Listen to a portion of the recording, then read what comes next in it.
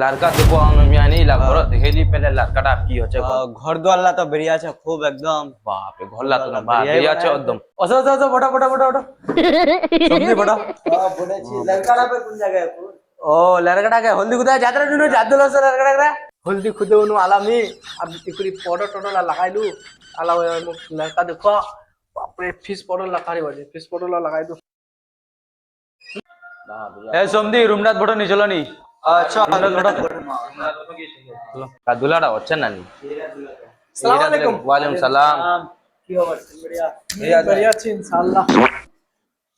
বাকি তোমার নাম কি नाम वगैरह मैं अब्दुल हमीद